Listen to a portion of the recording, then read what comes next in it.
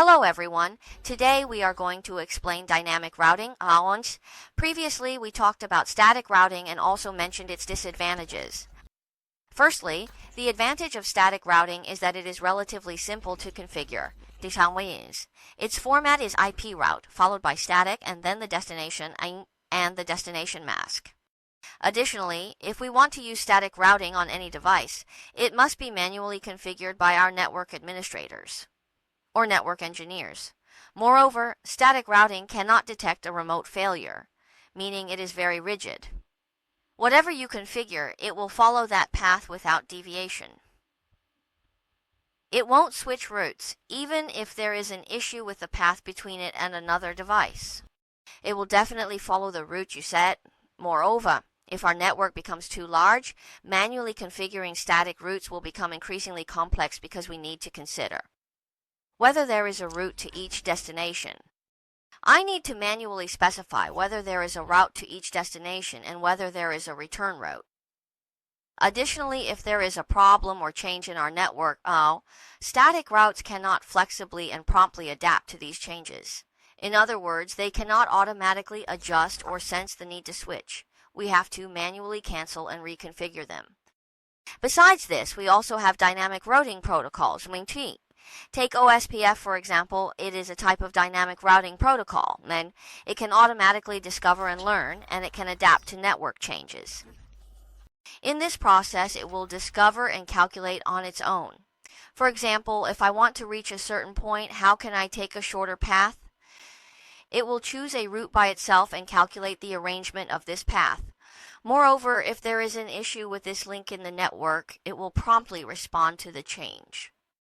It will switch and update its routing entries to take a different path. These protocols can alleviate the burden on network engineers.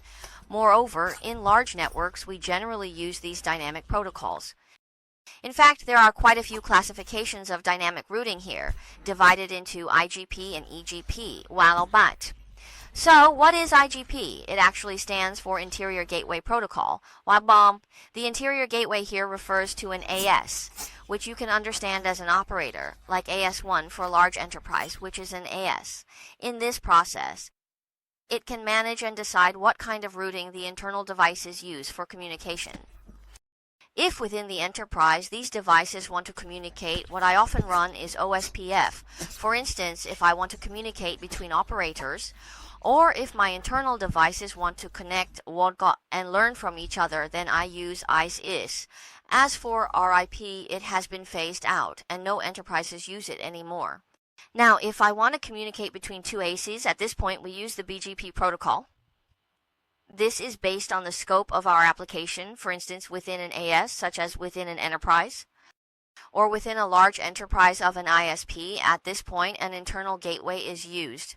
Between two ASs or two networks, we run BGP. Of course, not all devices or enterprises rely on this for connectivity and communication. BGP is only used between large enterprises and ISPs, or between data centers and ISPs. In addition to the application scope, classification is also based on our working mechanism and routing algorithm. There are two types. One is called the distance vector routing protocol, and the other is the link state routing protocol. OSPF and ISIS fall into this category. If it is a distance vector, it transmits our routing table. In other words, it sends my table to others, allowing them to calculate based on the table. Here, it's like giving you pieces of a puzzle to assemble yourself, so you understand how communication occurs within the network, and you calculate it yourself. In this context, RIP has already been phased out. The most commonly used in enterprises is OSPF, while in our operators, ICE is used.